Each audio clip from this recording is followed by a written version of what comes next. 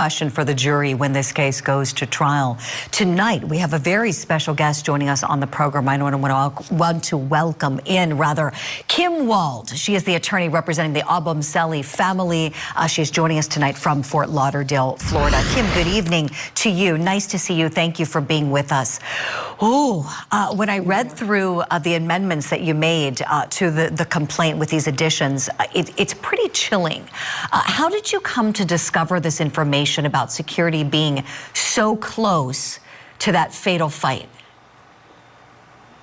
Well, that evidence is actually from the security's own documents. It's from the management company and the apartment complex's own documents. This is from the police report documents that they've really documented every single occurrence, every single red flag that occurred here. And it is quite chilling when you go through all of the evidence that in this 3-month period leading up to this murder, there was notice after notice after notice. And the fact that nothing was done is absolutely outrageous. And that's why we filed this lawsuit, because they have to do better. When you have these type of notice, you can't simply ignore them. Kim, what would be your response to anyone saying, well, they weren't the police, they wouldn't necessarily have the right to enter that building? What do you say to that, please? They absolutely had the right. When you look at the lease itself, they had the right to enter into that unit. You know, if this was a water leak or if this was a fire, they would have broken down that door and entered into that unit with absolutely no problem. They had a duty to the residents of that building. They owed a duty to Christian. And the fact that they did nothing, that they started this eviction process and then withdrew the eviction process, and then on the night of this murder had notice and stood outside of the door for 12 minutes and did nothing, they absolutely had a duty to enter into that unit to stop this murder from occurring. And they could have evicted them long before this night even occurred in the first place. Kim, reading through the different averments in the suit that you filed, something that really jumped out at me and many of my colleagues here at Court TV was that it is apparently it was made known by Courtney Clenney to building personnel that she was suffering from untreated severe borderline personality disorder. What more can you share with us about that?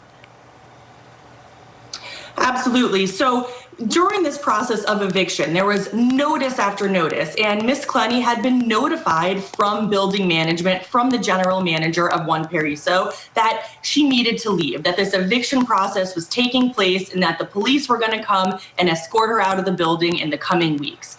And her response to that was to notify them that she had recently been diagnosed with this severe personality disorder and was taking medication that would not take into effect for at least another month. In response, the building management, instead of doing the right thing, instead of continuing the eviction process, said, you know what, let's forget about it. You go ahead, continue this violent behavior, continue treating Christian this way, and we'll forget about it as long as you pay your rent. She also had been an entire month behind in rent. So the apartment complex was more worried about money and getting their rent than actually providing safety that they were required to. So just a few days after they were on notice that they had a woman who had a history of volatile behavior, now known and coupled with the fact that she had this mental health condition that was not treated, they still allowed her to reside. They still allowed this behavior to continue, and they did nothing to protect Christian.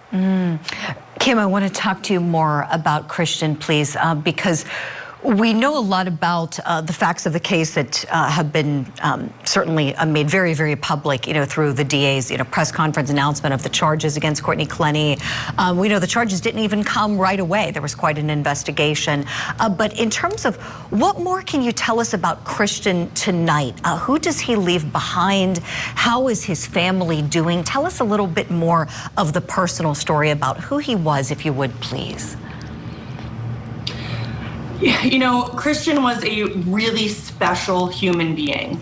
He was part of this family that just did absolutely everything together. His parents, his brother, his cousins, this was a family that spent every holiday together, that, spoke on the phone frequently, that celebrated every moment in life together. And the family continues to be re-victimized by this tragedy. Not only was their son brutally murdered, but now they have to face the apartment complex that should have done better, to face the security company that should have done better. They're seeking justice in this case, and they know that justice will prevail because they don't want to see what happened to their family, to their son, happen to anyone else. No, certainly not. I can't think of anything worse for a parent to have to bury their child. I say it on Court TV often, and it's very true. I think it is just one of the most awful things you could think about for any parent to have to do, and especially him being such a young man with so much of his life ahead of him. Something that has personally troubled me, and I'm very curious what the court will do in terms of an evidentiary ruling on this, was that, as I understand it, there was a stabbing prior to this, where Courtney Clenney had stabbed Christian Obumseli in the leg. And there's some documentation pertaining to that. I believe some text messages that were obtained through his phone where he's talking about that treatment. Kim, any ideas as to whether or not that's going to be coming in to the criminal case? Well, these are all going to be, ruled upon in the criminal case. The criminal case is more focused on the night of the murder itself.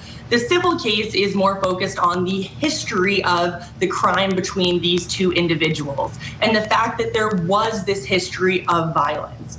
There's this difference in the justice system between criminal and civil, different burdens of proof as well. And whether or not these prior instances will come in the criminal case, that's something that, I'm sure there will be additional briefings and rulings upon by the judge in the very near future. Sure. Please keep us posted of any more developments that you have with your civil cases. We know it's running parallel to the criminal case that we're following closely with Courtney Clenney being in court next week for her next hearing date. Attorney Kim Wald, thank you kindly for your time tonight. Thank you.